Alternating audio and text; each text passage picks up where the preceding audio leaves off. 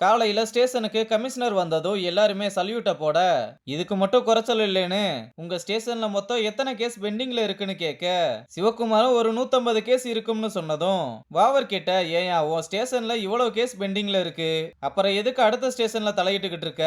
என் கண்ட்ரோல்ல மொத்தம் 27 ஸ்டேஷன் இருக்கு. எந்த ஸ்டேஷன்லயும் எந்த பிரச்சனையும் வந்ததில்ல.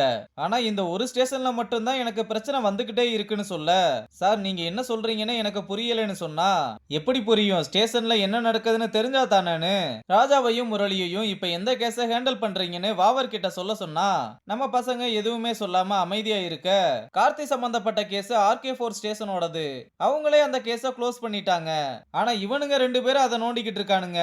ஐரா மாதிரி ஆளுங்களெல்லாம் அனுசரிச்சு போகணும், இல்ல ஒருத்தனையும் சும்மா விட மாட்டேன்னு வாவர் கிட்ட ஐரா மேலையும் ஐராவோட ஆளுங்க மேலையும் எந்த ஆக்ஷனும் எடுக்க கூடாதுன்னு சொல்லி எல்லாரையுமே வார்ன் பண்ணிட்டு கிளம்ப, அவ்வளவு நேரம் சும்மா இருந்த வாவர் கமிஷனரை கூப்பிட்டு, ராஜாவையும் கண்ட்ரோல்ல வச்சுக்கிறேன், ஸ்டேஷனையும் கண்ட்ரோல்ல வச்சுக்கிறேன். ஆனா இப்ப நீங்க சொன்ன எல்லாத்தையுமே லெட்டர் பேட்ல ஸ்டேட்மெண்டா எழுதி கொடுத்துட்டு போங்க, நான் ஃபாலோ பண்ணிக்கிறேன்னு சொல்ல, என்னையா வாவர் அவ்வளவு திமிரா போச்சான்னு கத்த, சார் ரொம்ப கத்தாதீங்க, ஏதாவது ஆயிர போகுது. நீங்க சொன்ன எல்லாமே சரிதான். மத்த ஸ்டேஷன் மாதிரி இந்த ஸ்டேஷன் இல்ல.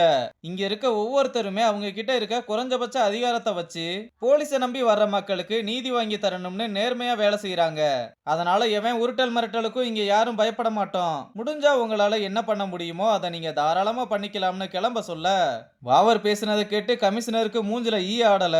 என்ன சொல்றதுனே தெரியாம பக்கத்துல மூஞ்ச வந்து பாத்துட்டு போறான். அப்புறம் வாவர் ராஜா கிட்ட, நான் பல தடவை நீ ஹேண்டில் பண்ற கேஸ் எதுவா இருந்தாலும் எனக்கு அப்டேட் பண்ணுன்னு சொல்லியிருக்கேன். நான் ஒன்னும் உன் வேலையை பண்ணாதன்னு சொல்லல. அதை சொல்லிட்டு பண்ணா நானும் கொஞ்சம் முன்னெச்சரிக்கையா இருப்பேன். தயவு செஞ்சு புரோட்டோகாலை ஃபாலோ பண்ணுன்னு சொல்லிட்டு போறான். ஆனா ராஜா வாவர் சொன்ன எதையுமே காதுல வாங்கிக்காம, வாவர் தான் இப்படி பேசினான்னு நம்பவே முடியாம உறைஞ்சு போய் நின்னுகிட்டு இருக்கான். அப்புறம் நம்ம கமிஷனர் லலிதா கிட்ட வந்து, நான் வாழ்க்கையிலேயே பண்ண பெரிய தப்பு உன்னை லா படிக்க வச்சதுதான். ஒழுங்கா ஐரா மேல போட்ட கேஸ வாபஸ் வாங்கிரு. நீ எடுத்து நடத்துறதுக்கு எவ்வளவோ கேஸ் இருக்கு. அவன மாதிரி ஆளுங்களை பகச்சுக்கிறது உனக்கு நல்லது இல்லைன்னு சொல்ல, இத நீங்க என் அப்பாவா சொல்றீங்களா இல்ல கமிஷனரா மிரட்டுறீங்களான்னு கேட்க, ரெண்டுமே தான்னு சொன்னதும், அப்ப கண்டிப்பா முடியாது. ஏன்னா எங்க அப்பாவை எனக்கு பிடிக்காதுன்னு நோஸ் கட் பண்ணி அனுப்பி விடுறா. இங்க ஐரா அவன் பொண்டாட்டி கிட்ட கொஞ்சம் பேசிக்கிட்டு இருக்க.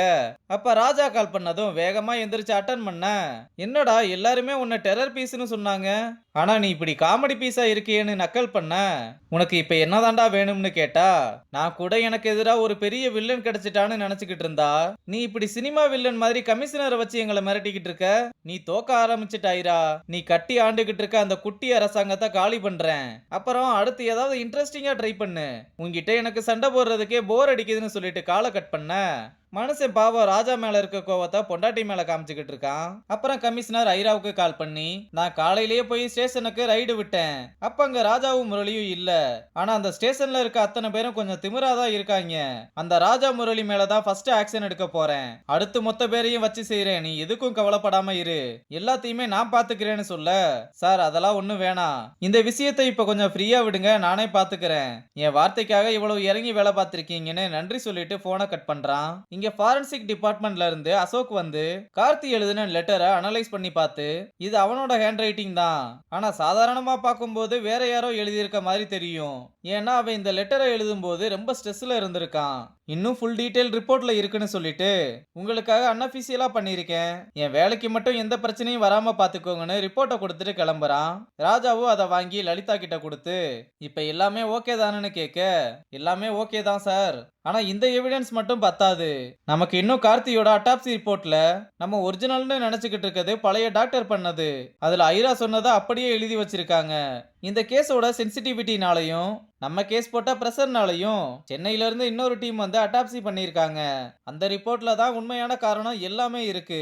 ஆனா அந்த ரிப்போர்ட்டை ஐரா வெளியே வர விடாம தடுத்துக்கிட்டு இருக்கான். அது மட்டும் கிடைச்சா எவிடன்ஸ் இன்னும் ஸ்ட்ராங் ஆயிரும்னு சொல்ல, சரி அதை நான் பாத்துக்கிறேன், எவ்வளவு சீக்கிரம் முடியுமோ அவ்வளவு சீக்கிரம் அதை வாங்கிடலாம், எனக்கு இப்ப டைம் ஆயிருச்சு, நான் வீட்டுக்கு போயே ஆகணும்னு சொல்லிட்டு கிளம்ப, பின்னாடியே முரளியும் போக லலிதா கூப்பிட்டு, என்னாச்சு உனக்கு, ஏன் ஒரு மாதிரி இருக்கேன்னு கேட்டா, உடம்பு சரியில்லைன்னு பொய் சொல்லிட்டு கிளம்ப ட்ரை பண்ணதும், டேய் உனக்கு தான் பொய் சொல்ல வராதுல, அப்புறம் ஏன்டா ஒழுங்கா என்னாச்சுன்னு உண்மையை சொல்லுன்னு கேக்குறா.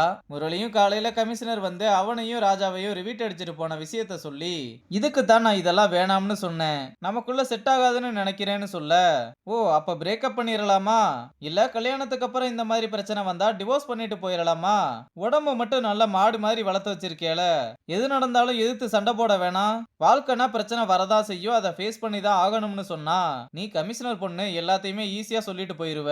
எல்லா கத்தியுமே என் மேல தானே இருக்குன்னு சொல்ல, டேய் ஒழுங்கா ஓவர் திங்கிங் பண்ணிக்கிட்டு இருக்காம போய் வேலையை பாருன்னு சொல்றா. முரளியும் நான் உனக்கு சொல்ல வரதே புரியலன்னு விறுவிறுன்னு கிளம்பி போறான். அப்புறம் ராஜா டாக்டருக்கு கால் பண்ணி கார்த்தி கொலைகேஸ பத்தி சொல்லிட்டு அவனோட ஃபர்ஸ்ட் அட்டாப்சி ரிப்போர்ட்டை ஃபேக்கா ரெடி பண்ணியிருக்காங்க.